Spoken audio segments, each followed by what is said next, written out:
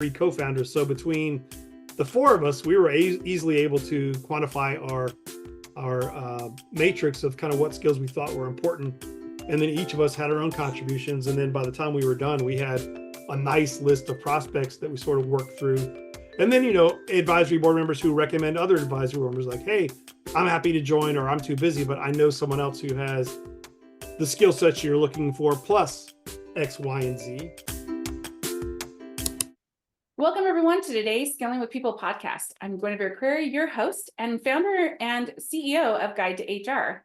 Today, we're going to be talking about some lessons learned, as well as leadership and mentorship, and a little bit of gratitude.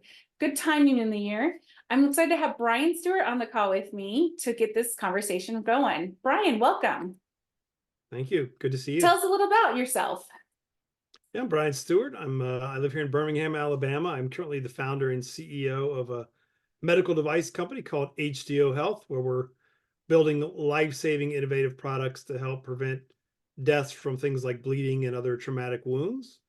A career healthcare guy, been 20 plus years in the healthcare industry after serving about 7 years in the Marine Corps as an infantry officer. Done a variety of things in healthcare, medical devices, diagnostics, spent a number of years in wound care. Been the CEO of 2 different behavioral health focused companies. Also do some consulting, both strategy and leadership development. And then the last couple of years have loved my journey here as an entrepreneur, leading HDO Health. So you're just kind of, playing around and not got much on your plate. Wow, that is a very wonderful background, and I can't wait to dive in. So founder of several different companies. Your current one is the HDO Health, and it sounds like that probably came about through your military life. You want to give a little story about how you created and why you created HDO Health?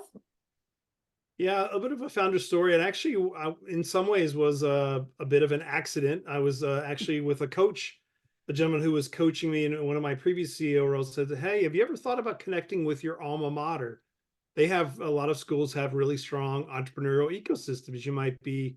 I was originally interested in being a mentor to help, other folks based on my commercial leadership background.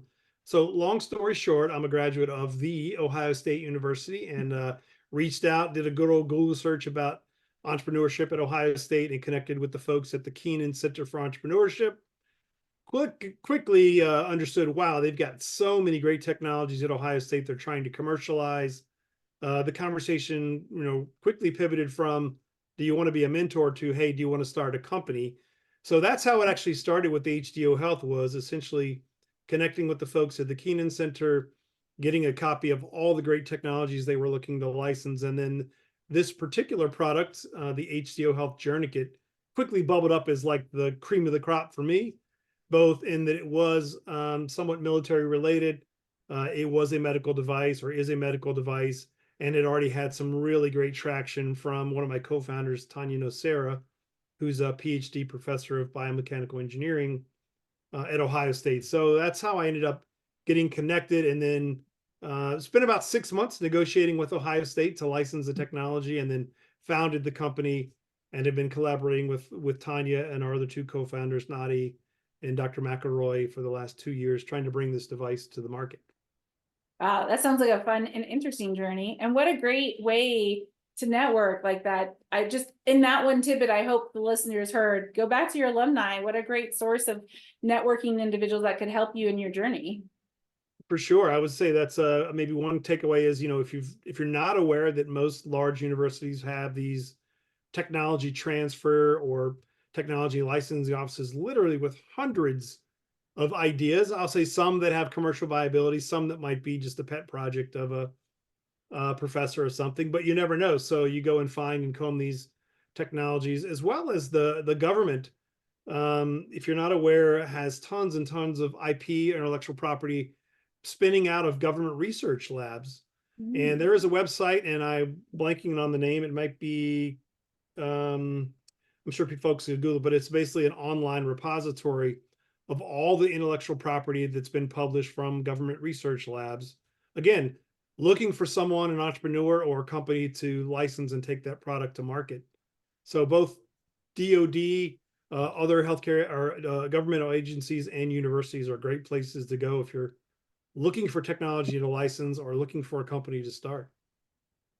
That's great. I'm going to definitely check that out and see what it looks like, and maybe a good source for others to look into as well.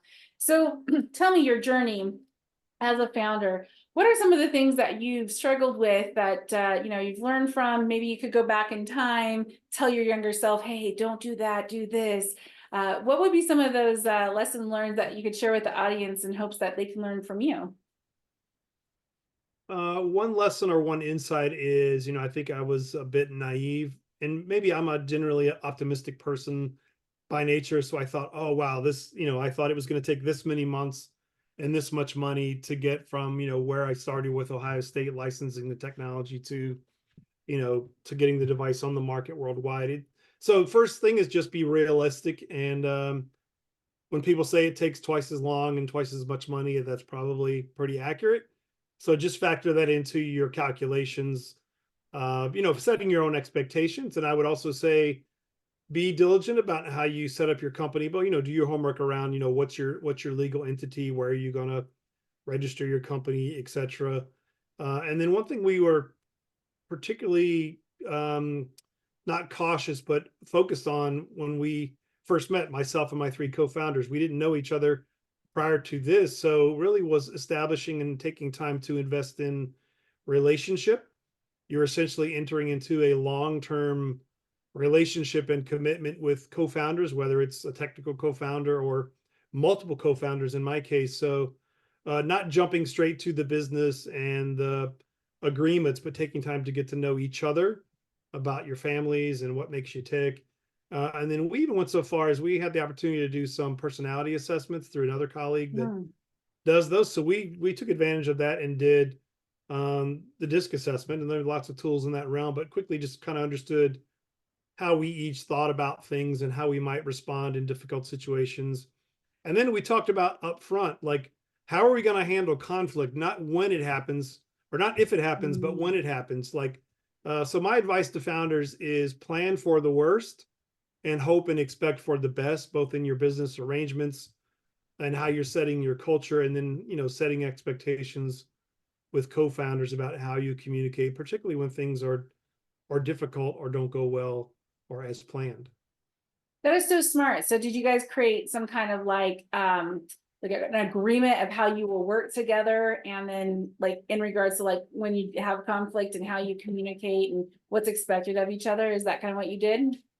I would say some formal, some informal, some you asked earlier, like the name of our company is HDO Health, and that's heart-led, data-driven, and outcomes focused. And the heart-led piece is really focused around servant leadership and embodying those principles. So we found discussions around common purpose and vision. Of course, we're founding a company and it's a for-profit company, and we all want to make money and do well to provide for our families and build a legacy. But ultimately, in this case, what really centered us all was a focus on wanting to bring technologies to the world that would help save lives. And, if we can all go to our graves saying, hey, we helped build a company that brought a technology that saved a life, would be really meaningful, much less that could save millions of lives.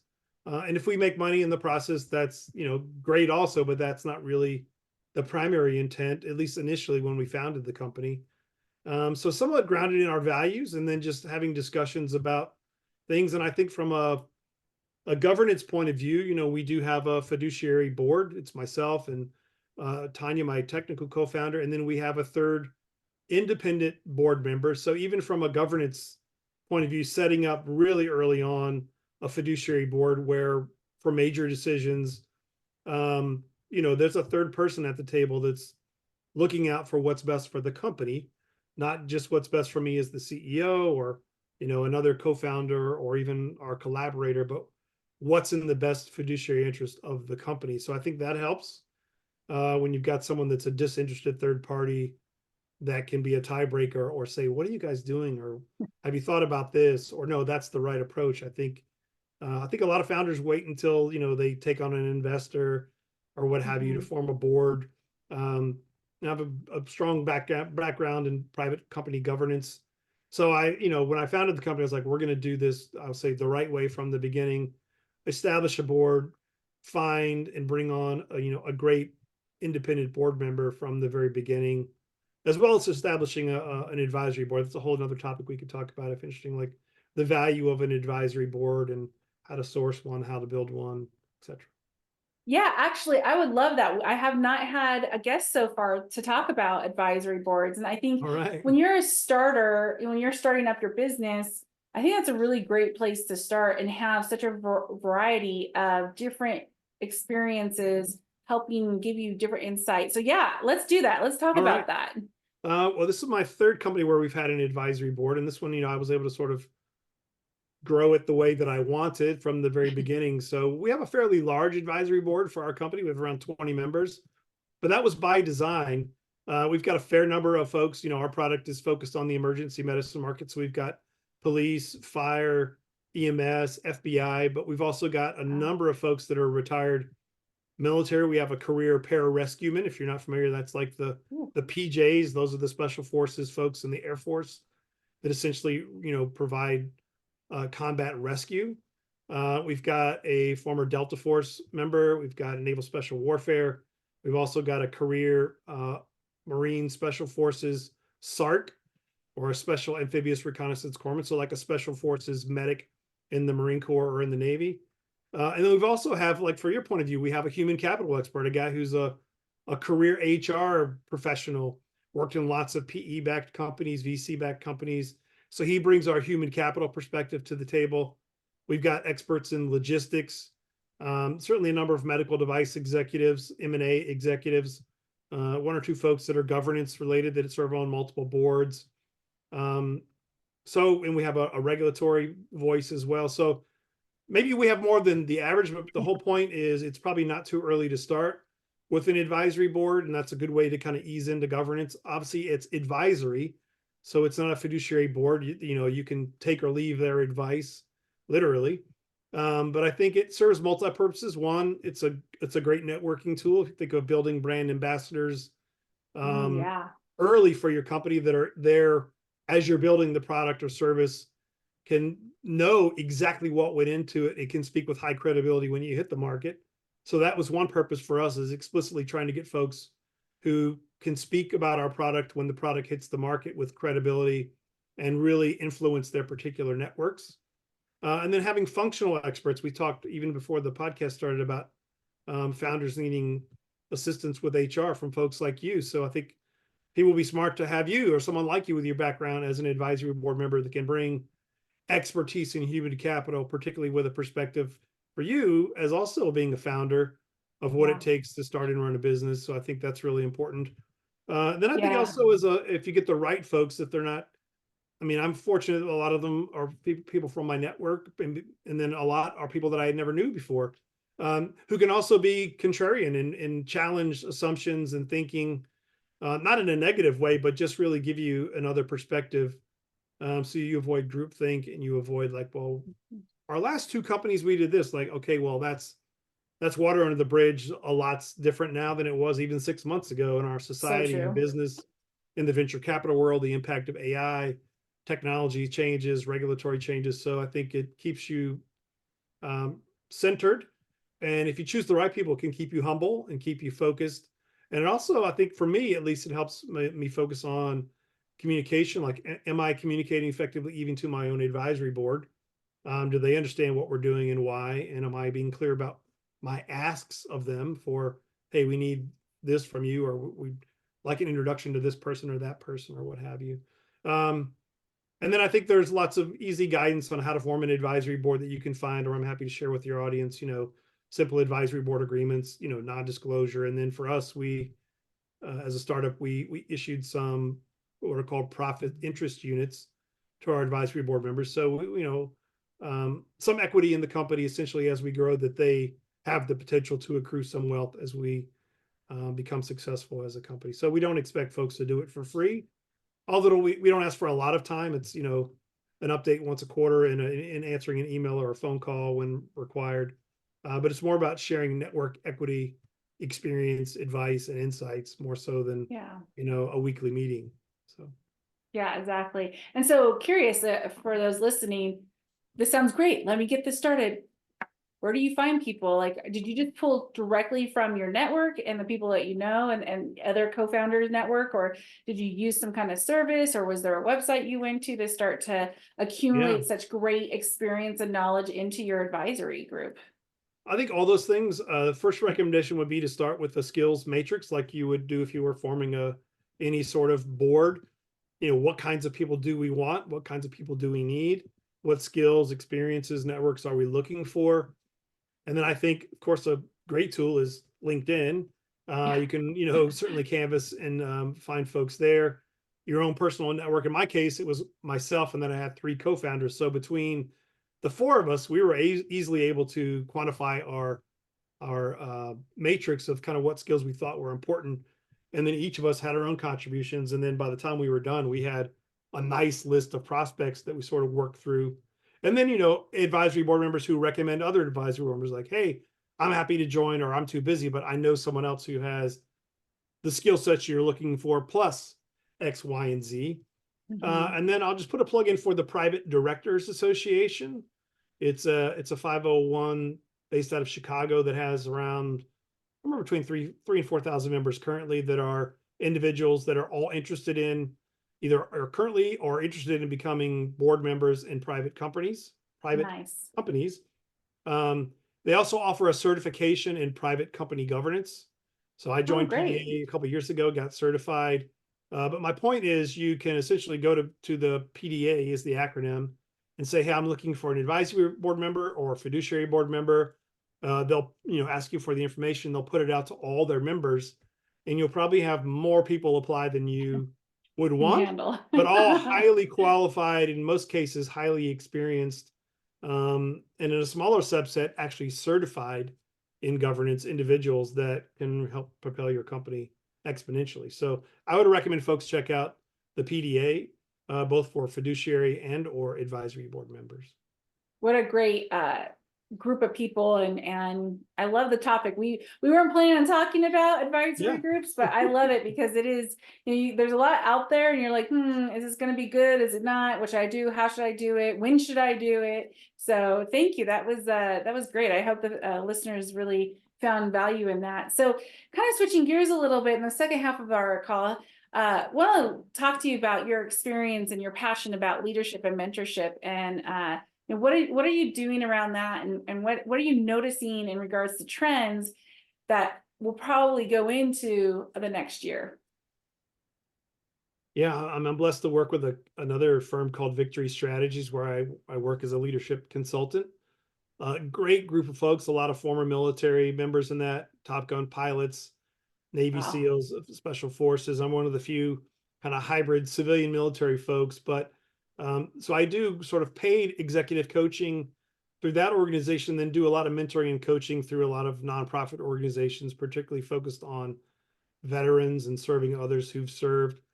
In terms of trends, I think one is, my opinion, is an investment in one of the first things I did, for example, when I got my first CEO job, was made sure that I negotiated with the founders and owners of that company, um, basically an operational expense budget for me to go and retain a coach.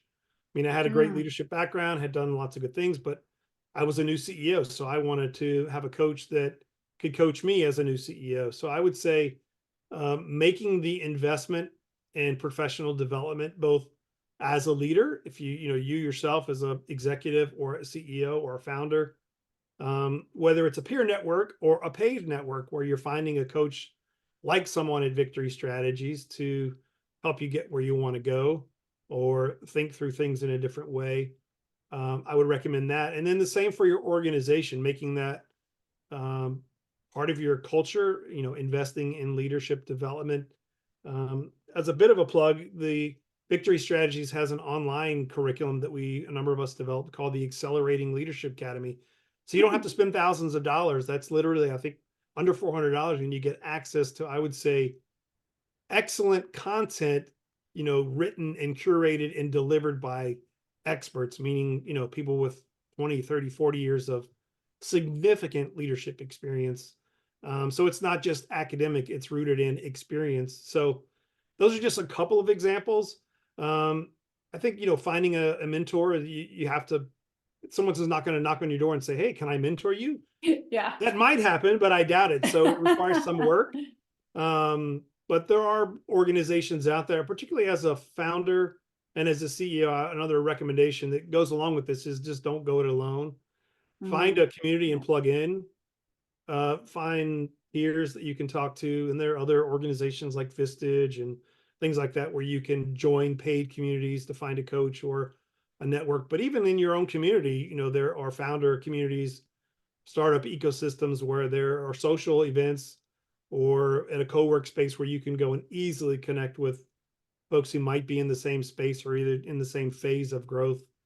Avoid as many mistakes as you can by listening and learning to others. So, yeah. and I guess to wrap this train of thought, it's just other trends I would say for the coming year is just thinking through the impacts of AI on Mm, coaching, whether those are going to be good or bad. And then for leadership teams, just doing an assessment of where are we at, given what we've all gone through the last couple of years with the pandemic and the economic struggles, and all those things, like almost like a temperature check or a diagnostic on where's my company at, where are we at as a leadership team, and what do we need to do to be successful moving forward. And then making the time, space, and investment to collaborate with a professional who can help you. I think particularly from a leadership point of view, people who are often very successful or who are leaders or CEOs or founders, kind of think they have it all together and they have nothing left to learn. I think that's the quickest way to a horrible demise, is thinking that. So yes. stay curious, stay humble. Even if you are successful, things can pivot quickly. So Mhm. particularly when things are going well, overinvest in leadership development and finding a coach and helping make sure your strategy is on point for the challenges that lay ahead. I love all of that, but I want to go back to that offering that you have, that online offering. When you were saying that from a founder CEO perspective, I actually thought, that actually is a great tool to give to your leaders. But then also, as you start to build your business, your emerging leaders, your managers, the people who really are going to be your glue as you get to your 50, 100, 200 plus employee population. It's Yes. that middle management layer, that the front of the line managers that really have the biggest impact for your employee engagement, productivity, and like being able to actually move your business along, and to be able to, it sounds like it's very affordable. It's not going to break the Yes. bank unless you have, unless you want all your employees to do it and you have hundreds of employees, but something that's really giving back to your leaders and your emerging leaders, and having them have that tool in their belt. You've engaged, and you're putting your money to them. They're going to be more engaged to you. They're going to learn and take those tools. That will be a better improvement for your business. And oh yeah, because you invested in them, they're going to be more loyal and probably stay longer with you. So what a win-win situation that creates. Yeah, I think you nailed it. It really was targeted initially. It's sort of the accelerating leadership, kind of like the 101, if you think about, Sure. designed for emerging leaders. I don't say middle management, but I will say as a CEO, even folks that are on our team, retired 4-star generals, 2-star generals, they're like, I've watched this curriculum, I've learned from our peers. So you never know it all and you're never through learning. So I think, but to Yeah, your that's point, so true. I think another interesting point, I just published something recently about the managing generational differences, but particularly between millennials, Mhm. and I'm a Gen Xer. So I think this is a way to demonstrate value, to your point, beyond pay, benefits, working from home, a ping pong table. We believe in you, and we are literally putting our money where our mouth is to invest in you as a leader in our company. So we want you to take full advantage of this curriculum. And then maybe that progresses into a 6-month coaching engagement.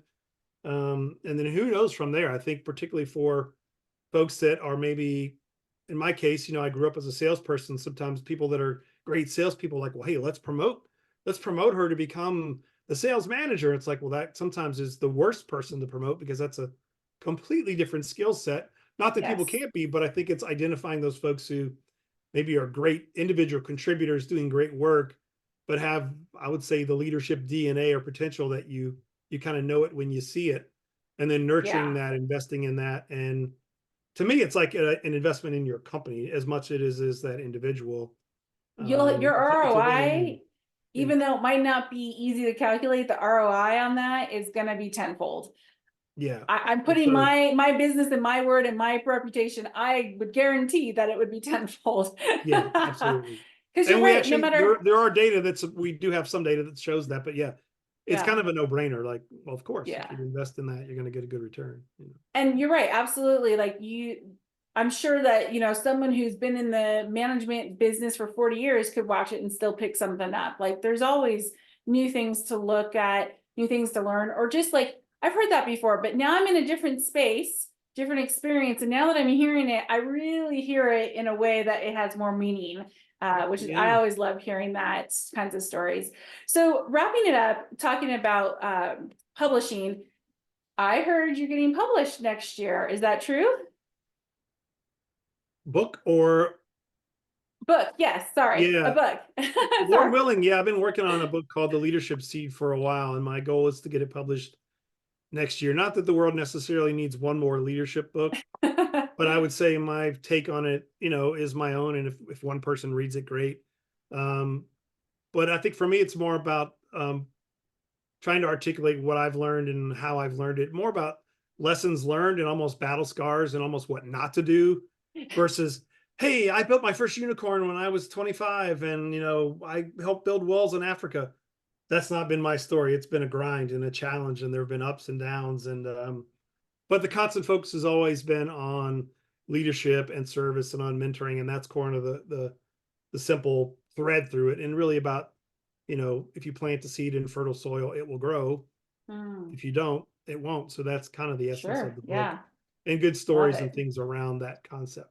So Awesome. Well, I will be keeping my eye out for it. And awesome. any last final thoughts or words of wisdom to the audience? I'll just maybe part with what I tell most of the folks that I mentor is, if you've been fortunate enough to receive coaching or mentoring or advice or whatever, is just develop a spirit of gratitude and of always looking to pay it forward. I start Mm. every meeting with our company and most of my other interactions with the simple question, what are you thankful for today? It's what's on my voicemail. Oh, So I just love that. developing that spirit of gratitude and building that into your company and into your life. And then always be looking for, what can I do for someone else? So kind of get over yourself and focus on others, I think is, if one person could hear that and do it, then the 30 minutes has been worthwhile. Well, Bryan, this was a pleasure. I feel like there's so many more questions I want to ask you, but we'll wrap up for the day. Thank you so much for joining us. And My thanks to all pleasure. those that are listening. Have a wonderful rest of your day. Thank you. Bye. Bye-bye.